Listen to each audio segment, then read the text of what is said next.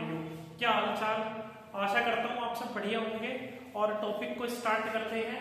आज की वीडियो में हम राइट हैंड थंब रूल के बारे में डिस्कस करेंगे। देखो, राइट हैंड थंब रूल का क्या काम है? इसका काम है it is used to determine the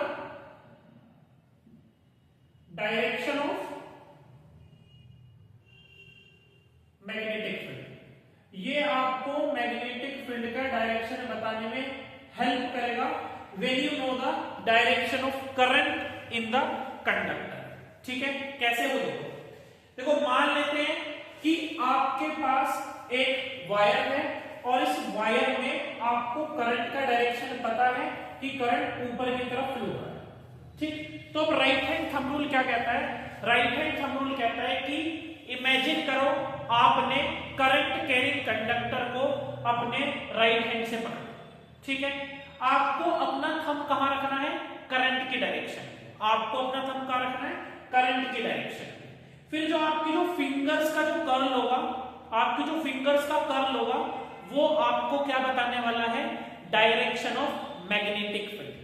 for example, जैसे कि इस वायर में करंट ऊपर की तरफ जा रहा है, तो आपको अपना थंब ऊपर की तरफ रखना है जिस डायरेक्शन में करंट जा रहा है, और जो ये 4 फिंगर्स का कर्ल होगा ये आपको बताने वाला है डायरेक्शन ऑफ मैग्नेटिक फील्ड।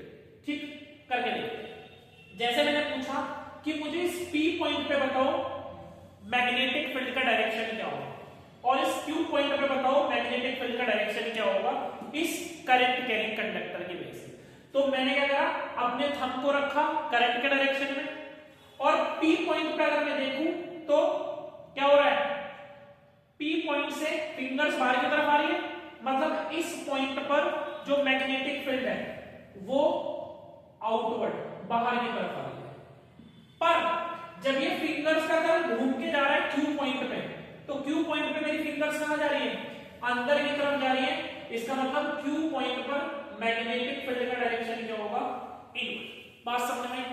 ठीक, अब इस पे कुछ अच्छे सवाल करते हैं। इस पे कुछ अच्छे सवाल करते हैं।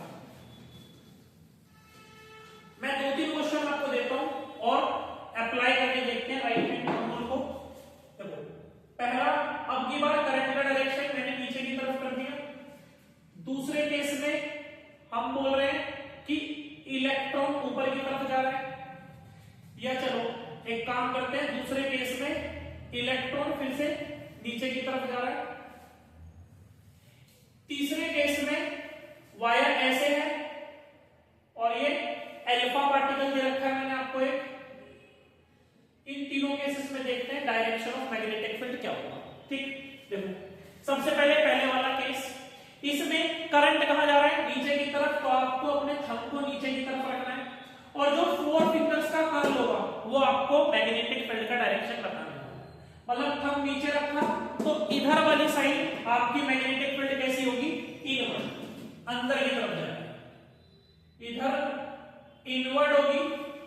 और जब ये आपकी फिंगर्स का जो कर्ल है इधर से तो अंदर जा रहा है, पर जब ये घूम के वापस आएगा, जब ये घूम के वापस आएगा तो इस पॉइंट पर क्या होने वाला है? ये आउटवर्ड। इस पॉइंट पे क्या होने वाला है? ये आउटवर्ड। अब समझते हैं इलेक्ट्रॉन को।